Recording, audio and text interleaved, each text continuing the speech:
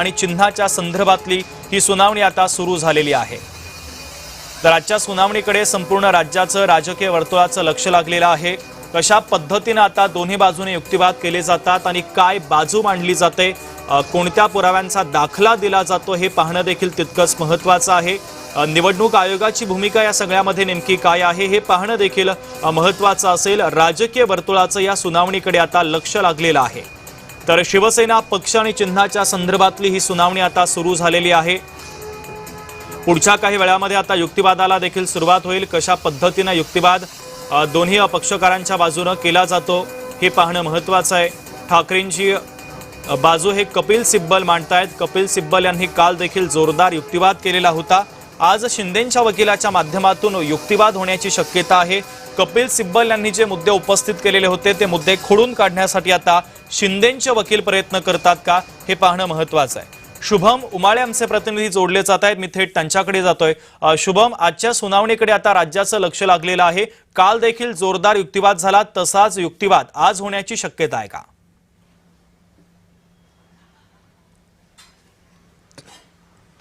नक्कीच जे समजा पाहायला गेलं तर मागील आता ही 4थी तारीख जी आहे ज्याला सुरुवात आता होत आहे। कपिल सिब्बल हा आपला युक्तिवाद करताना दिसून येतील। शिवसेना पक्ष आणि चिन्हाबाबत सुनावणी सुप्रीम कोर्टामध्ये सुरू आहे। अनेक वेळ नंतर जी आहे या सुनावणीसाठी सुरुवात झालेली आहे आणि अशामध्येच आजची 4थी तारीख आहे।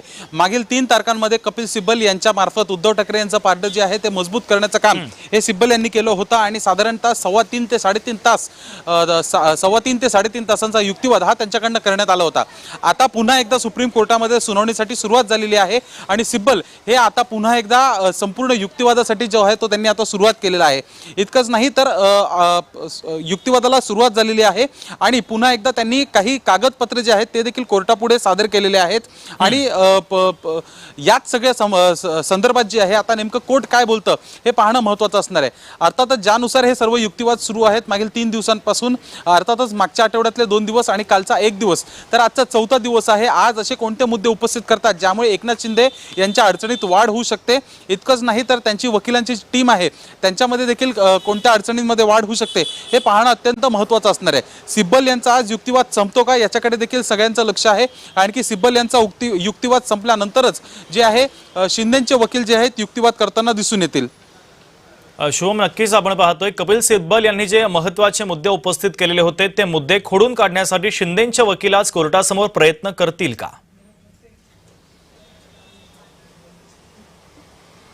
नाही, अर्थातच ज्यानुसार कपिल सिब्बल यांनी बोलण्यासाठी वेळ मागितलेली आहे तर ती वेळेची मर्यादा ही समजा पूर्ण झालेली आहे का किंवा त्यांचं संपूर्ण युक्तिवाद झाला आहे का, जोपर्यंत याबद्दलची कल्पना ते स्वतः सुप्रीम कोर्टापुढे देत नाहीत तोपर्यंत हे देखील सांगणं कठीण आहे की आज शिंदेंचे वकील बोलतील का। आणखी अर्थातच त्यांनी काही वेळेची कालावधी ही मागितली होती तर ती कालावधी अजूनपर्यंत पूर्ण झालेली नाहीये। त्यामुळे आज देखील या सुनावणीमध्ये कदाचित कपिल सिब्बल हेच आपलं संपूर्ण युक्तिवाद करताना दिसून येतील। मात्र शिंदेंच्या वकिलांना आज देखील जे आहे कुठेतरी वेट अँड वॉच आणि पुढची त्यांच्या युक्तिवादाची तयारी करण्यासाठी आजचा देखील वेळ देण्यात येईल।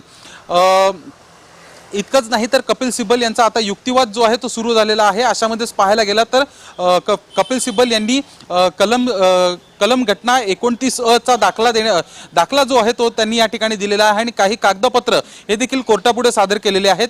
इतकंच नाही तर त्यांनी ते आता हे देखील सांगत आहेत की आम्ही पक्ष कार्यालयाचा पत्ता आयोगाला सांगितला, आयोगाला जे हवं होतं ते दिलं, यात घटनेचा संबंध नाही। त्यामुळे जे पक्ष कार्यालय आहे शिवसेना भवन मुंबई दादर या ठिकाणी जे उपस्थित आहे त्याबद्दल देखील निवडणूक आयोगाला संपूर्ण माहिती जी आहे ती दिली होती त्यांनी आणि त्यानुसारच कुठेतरी पक्ष कार्यालयाला देखील तेवढंच महत्त्व आहे।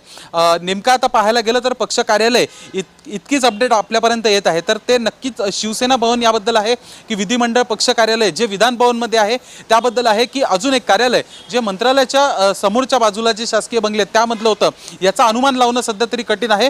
पण मात्र ज्यानुसार आता कार्यालयांबद्दलची माहिती ही देखील सिब्बल यांनी आता कोर्टापुढे सांगितलेली आहे की निवडणूक आयोगाला आम्ही या कार्यालयांच्या बद्दल म्हणजे जी आता मालमत्ता शिवसेना पक्षाकडे आणि उद्धव ठाकरे यांच्याकडे 2013 पासून होती आणि ज्याचा सांभाळ उद्धव ठाकरे 2013 पासून करत होते त्याबद्दल आता या ठिकाणी सिब्बल बोलताना दिसून येत आहेत।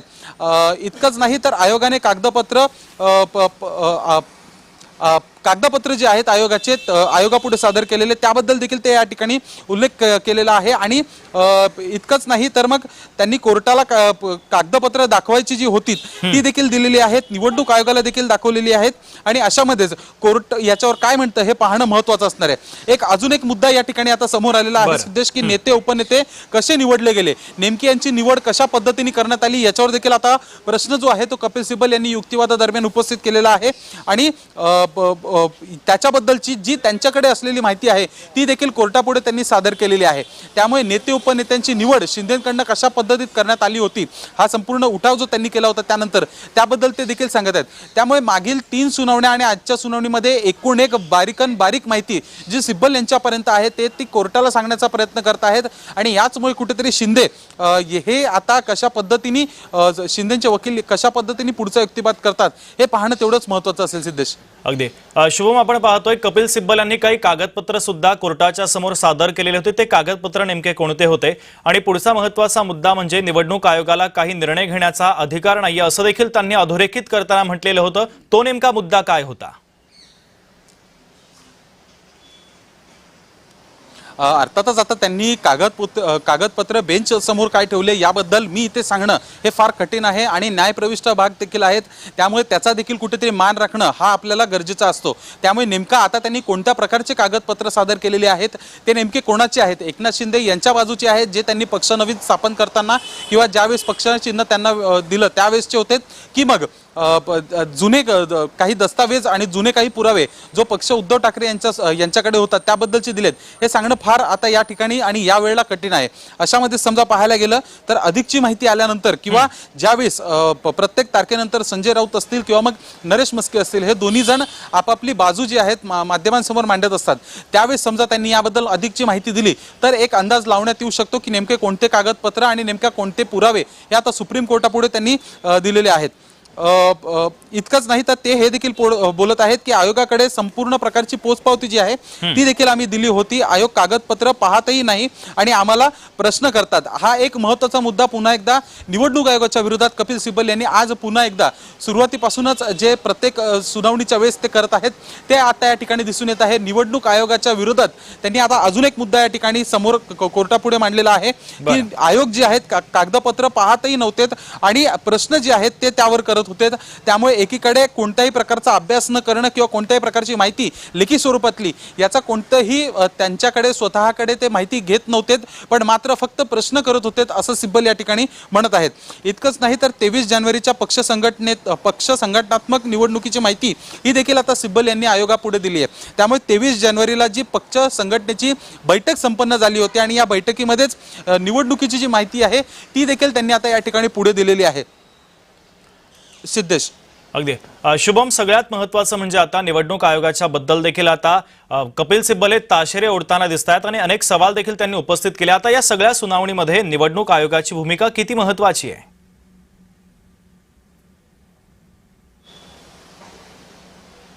अर्थातच शुभम, समजा पाहायला गेलं तर निवडणूक आयोग हे आता ज्यानुसार कोर्टामध्ये या सगळ्या सुनावण्या सुरू आहेत याकडे निवडणूक आयोगाकडे 2च पर्याय हे आहेत की याबद्दल कुठेतरी स्पष्टीकरण हे त्यांनी द्यावं सिब्बल जे मुद्दे उपस्थित करतायत त्याबद्दलचं, किंवा मग जोपर्यंत सुप्रीम कोर्टामध्ये सुनावणी सुरू आहे तोपर्यंत समजा ते या ठिकाणी घटनेमध्ये जे बदल करण्यात आले होते ज्याचा उल्लेख काल सिब्बल यांनी केला होता त्याच्यामध्ये ते काही दुरुस्ती करतात का असे त्यांच्या पुढे आता 2 पर्याय आहेत. नेमका आता निवडणूक आयोग काय प्रक्रिया राबवतं, इतकंच नाही तर जे महाराष्ट्रामध्ये निवडणूक आयोग कार्यालय आहे ते नेमकं आता काय संपर्क करतं दिल्लीच्या निवडणूक आयोगाशी वरिष्ठांशी त्याच्यावरच अवलंबून आहेत की त्यांच्या पुढच्या हालचाली या कशा पद्धतीने असल्या पाहिजे आणि कशा पद्धतीने ते घेतील. पण मात्र संपूर्ण प्रकारे सिब्बल यांच्याकडनं त्यांना निवडणूक आयोगाला पूर्णतः मागील 3 तारखेमध्ये आणि आज देखील एक वेगळंच फ्रेमिंग जे आहे ते करण्यात येत आहे आणि त्याचमुळे कुठेतरी निवडणूक आयोगावर सुप्रीम कोर्ट काय बोलणार, कशा पद्धतीने ताशेरे ओढणार की नेमकं तो देखील युक्तिवाद फेटाळून काढणार हे पाहणं महत्त्वाचं आहे. कारण की संपूर्ण ही प्रक्रिया जी राबवण्यात आली होती एकनाथ शिंदेकडनं त्यामध्ये निवडणूक आयोगात याचा एक महत्त्वाचा भाग होता आणि त्याचमुळे कुठेतरी पक्ष आणि चिन्ह हे एकनाथ शिंदे यांना देण्यात आलं होतं. उद्धव ठाकरे यांची शिवसेना नसून ही एकनाथ शिंदेची शिवसेना आहे. फ्लोर टेस्टनुसार जे आकडे सांगून येत होते शिंदेकडनं सातत्याने की आम्हीच खरी शिवसेना आहोत कारण की आमचं संख्याबळ जास्त आहे आणि सर्वाधिक आमदार सर्वाधिक माजी मंत्री ज्यांनी मंत्रीपद सोडून माझ्यासोबत आलेले आहेत, ते आमच्यासोबत आहेत. तर तशाच पद्धतीने निर्णय हा त्यांनी दिला होता, पण मात्र कोणत्याही प्रकारे म्हणणं आणि बोलणं जे आहे ते उद्धव ठाकरे आणि त्यांच्या गटाकडनं ऐकण्यात येत नव्हतं. जे कागदपत्र पण जे समोर सादर करत होते त्याबद्दल देखील ते पाहत नव्हते, त्याचं वाचन करत नव्हते, त्याचा अभ्यास करत नव्हते. अशा पद्धतीने सिब्बल या ठिकाणी सांगताना दिसून येत आहेत. अर्थातच पाहायला गेलं तर अनेक अपडेट जे आहेत ते सध्या समोर येत आहेत.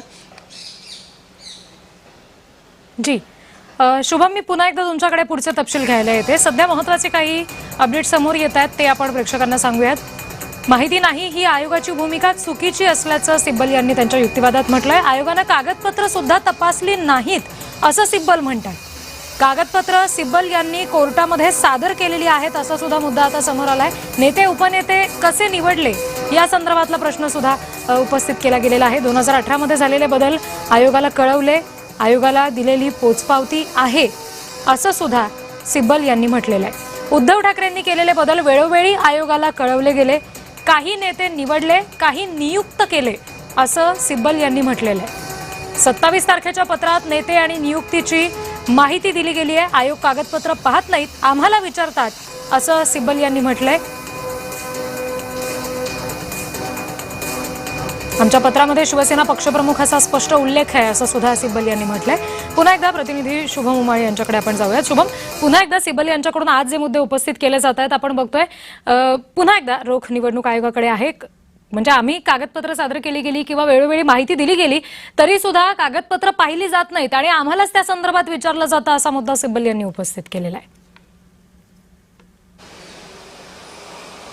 अर्थातच कुठेतरी एकतर्फा निर्णय जो आहे तो निवडणूक आयोगाने ज्या पद्धतीने दिला असा आरोप उद्धव ठाकरे यांच्याकडनं करण्यात येत असतो, संजय राऊत यांच्याकडनं करण्यात येत असतो. त्याच्याबद्दलचा एक कुठेतरी पुरावा जो आहे तो कपिल सिब्बल आता कोर्टापुढे देताना दिसून येत आहेत. कारण की आमचे कागदपत्र वाचून देखील घेतले नाहीत आणि आम्हालाच उलटे प्रश्न करण्यात आले होते. आमच्याचकडनं चौकशा या करण्यात येत होत्या. अशा पद्धतीने जी त्यावेळेस वागणूक निवडणूक आयोगाने दिली त्याबद्दलचा उल्लेख सिब्बल यांच्याकडनं कोर्टापुढे करण्यात येत आहे. नेमका आता कोर्ट हा वाला युक्तिवाद ठेवतं की फेटाळतं हा एक महत्वाची बाब असणार आहे. इतकंच नाही रिद्धी, तर मग ज्या प्रकारे हा घटनाक्रम संपूर्ण सुरू आहे याच्यामध्ये अनेक अशा गोष्टी ज्या आजपर्यंत ज्या माहीत नव्हत्या, ज्या सांगण्यात आल्या नाहीत, त्या देखील आता सिब्बल यांच्याकडनं संपूर्ण महाराष्ट्राला आता कळताना दिसून येत आहेत. आपल्या माध्यमांपुढे देखील या गोष्टी सर्व येताना दिसून येत आहेत. त्यामुळे नेमकं त्यावेळेस उद्धव ठाकरे आणि त्यांच्यासोबत असलेले जे सर्व कार्यकर्ते होते, नेते पदाधिकारी होते, ते कोणत्या सर्व गोष्टींमधनं गेलेले आहेत, नेमकं त्यांना त्यावेळेस कोणता त्रास झालेला आहे, सतत होणाऱ्या भाषणांमधनं किंवा वेगवेगळ्या विषयांवरनं जो निवडणूक आयोगाच्या विरोधात तो त्यांचा राग आणि रोष जो दिसून येत असतो, त्याची नेमकी प्रमुख कारणं काय आहेत. कारण की ही वागणूक अशा पद्धतीची ही उद्धव ठाकरे आणि त्यांच्या सर्व साथीदारांना ही त्यावेळेस दिलेली आहे, जी आज थेट सर्वोच्च न्यायालयामध्ये कपिल सिब्बल जे ज्येष्ठ वकील आहेत ते सांगताना आपल्याला दिसून येत आहेत. अशामध्येच या सगळ्या गोष्टींचा आधार घेऊन सुप्रीम कोर्ट या आधारे किंवा या गोष्टींवर लक्ष ठेवून काही निर्णय देतं का किंवा त्यावर निवडणूक आयोगाच्या विरोधात कशा पद्धतीने आता सुप्रीम कोर्ट निर्णय घेतं हे पाहणं अत्यंत महत्त्वाचं असणार आहे. खरं बघायला रिद्धी गेलं तर काही वेळातच उपमुख्यमंत्री एकनाथ शिंदे यांच्या शासकीय निवासस्थानी एक पक्षप्रवेश सोहळा हा देखील संपन्न होणार आहे. पक्षप्रवेश सोहळ्याच्या दरम्यान ते या संपूर्ण खटल्याबद्दल किंवा जे सुप्रीम कोर्टामध्ये सुनावणी सुरू आहे याबद्दल काही व्यक्त होतात का, त्याबद्दल ते काही बोलतात का, याच्याकडे देखील अख्ख्या महाराष्ट्राच्या आता नजरा गेलेल्या आहेत. कारण की एकीकडे ही सुनावणी सुरू आहे तर मात्र दुसरीकडे काही वेळातच पक्षप्रवेश सोहळा संपन्न होऊन एकनाथ शिंदे हे माध्यमांशी संवाद साधणार आहेत. त्यावेळेस ते या संपूर्ण प्रकारावर काय उत्तर देतात. इतकंच नाही तर ज्या पद्धतीने आता या खटल्या दरम्यान दोन खासदार जे एक उद्धव ठाकरेंचे आहेत आणि एकनाथ शिंदेचे आहेत, म्हणजेच नरेश म्हस्के आणि संजय राऊत यांच्यामध्ये काल हे झाल्यानंतर सुनावणी संपन्न झाल्यानंतर माध्यमांशी संवाद साधताना ज्या प्रकारे त्या ठिकाणी गोंधळाचं वातावरण काही मिनिटांसाठी झालं होतं, त्यानंतर आता दोघं एकमेकांवर आरोप प्रत्यारोप करताना दिसून येत आहेत. त्यामुळे एक लढाई ही रिद्धी कोर्टामध्ये सुरू आहे तर मात्र दुसरी लढाई ही रस्त्यावरती सुरू आहे असं काहीसं चित्र या संपूर्ण खटल्या दरम्यान दिसून येत आहे. आता संजय राऊत विरुद्ध नरेश म्हस्के वाद हा संपूर्ण महाराष्ट्राने आज काय घडलेला आहे, कशा पद्धतीचे आरोप प्रत्यारोप हे करण्यात आले आहेत हे त्यांनी पाहिलेलं आहे. पण मात्र दुसरीकडे कपिल सिब्बल हे उद्धव ठाकरे यांची बाजू, संजय राऊत यांची बाजू जी आहे सुप्रीम कोर्टापुढे मांडताना दिसून येत आहेत. आणि अशामध्येच सुप्रीम कोर्टाकडनं त्यांना आता कुठेतरी विश्वास जो आहे तो त्यांना भेटत आहे. याबद्दलची भूमिका संजय राऊत यांनी कालच स्पष्ट केली होती. कारण की इतके मुद्दे उपस्थित केल्यानंतर फक्त 1-2 मुद्द्यांवरच निवडणूक आयोगाने आक्षेप घेतला होता आणि 2 जे त्यांचे हे होते मुद्दे होते ते फेटाळले होते, पण मात्र बाकी सगळ्या गोष्टी ते नीट ऐकून घेत आहेत असं देखील एक त्यांची भूमिका होती। अशामध्येच या संपूर्ण सुनावणीमध्ये अनेक महत्त्वाचे मुद्दे हे आता सिब्बल यांच्याकडनं समोर येत आहेत आणि त्यानुसारच समजा पाहायला गेलं तर मग सिब्बल यांचा युक्तिवाद हा कुठेतरी उद्धव ठाकरे यांच्यासाठी भविष्यामध्ये समजा पक्ष आणि चिन्ह हे कोणाला द्यायची वेळ आली सुप्रीम कोर्टाला तर त्यावर काय निर्णय देतं याच्यासाठी अत्यंत महत्त्वाचे त्यांचे हे सगळे युक्तिवाद असणार आहेत। इतकंच नाही तर समजा ते शिंदेकडून पण काढून घेतलं आणि उद्धव ठाकरेंना पण नाही दिलं तर मात्र नेमका दुसरा पर्याय कोणता असेल, म्हणजे महाराष्ट्रातल्या राजकारणात ज्या पद्धतीने एक वादळ यापूर्वी एकनाथ शिंदे यांच्या उठावाच्या वेळेस आलं होतं ते आता कदाचित सुप्रीम कोर्टाच्या सुनावणीच्या नंतर देखील येऊ शकतं अशा पद्धतीचे स्पष्टपणे संकेत हे आता दिसून येत आहेत। कारण की कपिल सिब्बल यांचा जो युक्तिवाद सुरू आहे त्याला काउंटर करताना शिंदेचे वकील कशा पद्धतीने युक्तिवाद करतात याच्याकडे सगळ्यांचं लक्ष आहे। ते यशस्वी होतात का, सर्व मुद्द्यांवर युक्तिवाद जे करण्यात आलेले आहेत त्याच्यावर उत्तर देण्याकरिता कोर्टाचे जे प्रश्न असतील त्यांना उत्तर देण्याकरिता आणि स्वतःची बाजू म्हणजे अर्थातच एकनाथ शिंदेची बाजू ते कशा पद्धतीने मांडतात हे पाहणं अत्यंत महत्त्वाचं आहे। रिद्धी जी शुभम, आता जसं आपण म्हणतोय की निवडणूक आयोगासंदर्भात जे वक्तव्य सिब्बल यांनी केलं की कागदपत्र पाहिलीच गेली नाही आहेत, आम्ही वेळोवेळी ती दिलेली आहेत, नेमका कुठल्या कागदपत्रांसंदर्भात सिब्बल यांनी हा मुद्दा मांडलेला आहे? कुठली कागदपत्र आता सादर केली गेली आहेत? अर्थातच मी आताच आपले वृत्तनिवेदक शुभम होते त्यांना देखील म्हटलेलं आहे की काही गोष्टी या न्यायप्रविष्ट असतात त्याच्यावर बोलणं हे उचित नसतं। इतकंच नाही तर त्यांनी आता बेंच पुढे नेमकी कोणती प्रकारची कागदपत्रे ठेवलेली आहेत जी एकनाथ शिंदे यांनी घटनेत बदल केल्यानंतरची कागदपत्र आहेत की घटनेत बदल होण्याआधी उद्धव ठाकरे यांच्याकडे 2013 पासून जो पक्ष होता त्याबद्दलची कागदपत्र समोर ठेवलेली आहेत। याबद्दल कोणत्याही प्रकारे अंदाज लावणं किंवा अनुमान लावणं हे चुकीचं आहे आणि ही न्यायप्रविष्ट भाग असल्याचं मी देखील समजतो। त्यामुळे कागदपत्र आणि त्यांची प्रत ही कोणती असणार आहे आणि ही कोणती कागदपत्र आहेत याबद्दलची अधिकृत माहिती ही अद्याप नाही। कालही अनेक कागदपत्र सादर करण्यात आले पण त्याच्याबद्दलची माहिती आज देखील नाहीये। आज जे सादर होत आहेत त्याबद्दल देखील माहिती आज संजय राऊत समजा देत असतील माध्यमांसोबत संवाद साधताना या संपूर्ण सुनावणीनंतर तर त्याचा अंदाज लावता येईल की नेमकी बाजू जी कपिल सिब्बल कागदपत्राद्वारे किंवा लेखीद्वारे समोर देताना दिसून येत आहेत ती किती महत्त्वाची मानली जाऊ शकतात। अर्थातच महत्त्वाची ही आहेत पण त्याच्या आतमध्ये नेमके कोणते मुद्दे आहेत, कोणत्या प्रकारचे आणि कशा प्रकारचे पुरावे आहेत यावर देखील अवलंबून आहे की नेमकं हे कोणत्या दिशेला चाललेलं आहे। इतकंच नाही तर मग जे कागदपत्र समोर सादर करण्यात येत आहेत त्याच्याबद्दलची प्रत ही एकनाथ शिंदे यांच्या वकिलांना देखील देण्यात येते का, त्यांचा नेमकं कोर्टापुढे काय सादर केलेलं आहे याची माहिती ही त्यांच्यापर्यंत देखील जाते का, हे देखील तेवढंच महत्त्वाचं आहे। कारण की यावर देखील जे कागदपत्र सादर करण्यात येत आहेत त्यावर देखील शिंदे यांच्या वकिलांच्या टीमकडून युक्तिवाद जो आहे तो केला जाऊ शकतो असा एक अंदाज आहे आणि त्यामुळेच नेमके कागदपत्र काय सांगतात, नेमकं त्या दस्तावेजांमध्ये नेमकं त्या कागदांमध्ये काय आहे हे आता गुलदस्त्यात असलेली गोष्ट आहे। पण मात्र कागदपत्र सादर केलेले आहेत, काही पुरावे समोर दिलेले आहेत, एवढीच फक्त बाब आणि बातमी जी आहे ती सध्या समोर आहे। अशामध्येच समजा पाहायला गेलं तर पुन्हा एकदा सिब्बल यांनी युक्तिवाद करत असताना सुरत गुवाहाटीला गेले होते, त्यानंतर मुख्यमंत्री झाले। जे सुनावणीच्या दुसऱ्या दिवशी त्यांनी जे म्हटलं होतं ते आज पुन्हा एकदा चौथ्या दिवशी जी चौथ्यांदा सुनावणी सुरू आहे त्यामध्ये देखील म्हणताना दिसून येत आहेत सिब्बल। कारण की शिंदेंनी या संपूर्ण प्रकरणाचा फायदा कशा पद्धतीने घेतला आणि त्यानंतर राजकीय फायदा कशा पद्धतीने घेतला याबद्दल देखील ते सांगत आहेत की मुख्यमंत्रीपदी ते विराजमान झाले होते असं ते म्हणतात। आधी सुरतला गेले, मग गुवाहाटीला गेले आणि त्यानंतर जे आहे मुख्यमंत्री झाले। इतकंच नाही तर पक्षातून आमची हकलपट्टी केली असं म्हणायचं का, म्हणजे आता ज्यानुसार एकनाथ शिंदेंनी पक्ष स्वतःकडे ठेवून घेतला, सगळ्या पक्षातले आमदार आणि माजी मंत्री हे स्वतःकडे ठेवून घेतले, त्यानंतर उद्धव ठाकरेंचीच हकालपट्टी झाली का, अशा पद्धतीचा प्रश्न जो आहे तो आता सिब्बल यांच्याकडनं करण्यात येत आहे की ही हकालपट्टी आमची समजायची का, हे ते या ठिकाणी म्हणताना दिसून येत आहेत। त्यामुळे अत्यंत महत्त्वाचा एक प्रश्न जो आहे तो उपस्थित करण्यात आलेला आहे। कारण की पक्ष कोणता, गट कोणता हे जरी सिद्ध अजून झालं नसलं तरी मात्र हकालपट्टी ही झाली आहे असं समजायचं का, असा थेट प्रश्न निवडणूक आयोगालाच केलेला आहे आणि याच प्रश्नाला कुठेतरी उत्तर देणं हे आता बंधनकारक झालेलं आहे शिंदेंसाठी पण आणि शिंदेंच्या वकिलांसाठी देखील की कोर्टापुढे या पद्धतीच्या युक्तिवादामध्ये जी प्रश्न उपस्थित केले जातात, जी वैयक्तिक एका दर्जावर असतात त्यावर देखील उत्तर देणं हे अनिवार्य असतं आणि त्यामुळे याचं उत्तर नेमकं काय असेल याची उत्सुकता मला देखील तेवढीच आहे। इतकंच नाही तर सिब्बल हे देखील बोलतायत की आमची राष्ट्रीय कार्यकारिणी लोकशाही मार्गाने नियुक्त झालेली आहे, त्यामुळे जी राष्ट्रीय कार्यकारिणी देखील जी घेण्यात आली होती उद्धव ठाकरेंकडनं ती लोकशाही मार्गाने घेण्यात आली होती. मतदान जे आहे ते झालं होतं आणि त्याबद्दलचे उद्धव ठाकरे यांनी NSCI डोम वरई या ठिकाणी जो एक मेळावा घेतला होता आणि कशा पद्धतीने सुप्रीम कोर्ट निवडणूक आयोगाच्या पुढे या सर्व सुनावण्या सुरू होत्या आणि अध्यक्षांच्या पुढे सुनावण्या सुरू होत्या, त्यावेळेस त्यांनी काही फोटो आणि व्हिडिओ हे देखील समोर आणले होते. ज्यावेळेस त्यांच्या नियुक्ती कशा पद्धतीने करण्यात आली होती, त्यांना अनुमोदन कशा पद्धतीने देण्यात आलं होतं आणि त्याच वेळेसचं एक छायाचित्र ज्यामध्ये स्वतः एकनाथ शिंदे ज्यावेळेस ते शिवसेनेचे कार्यकर्ते होते त्यांनी उद्धव ठाकरे यांच्या पाया देखील पडले होते, तो देखील फोटो त्यांनी त्यावेळेस समोर आणला होता. आणि आता कपिल सिब्बल यांच्या युक्तिवादादरम्यान आणखी काय महत्त्वाचे मुद्दे उपस्थित होत आहेत त्या संदर्भातले अपडेट्स आपण बघूयात.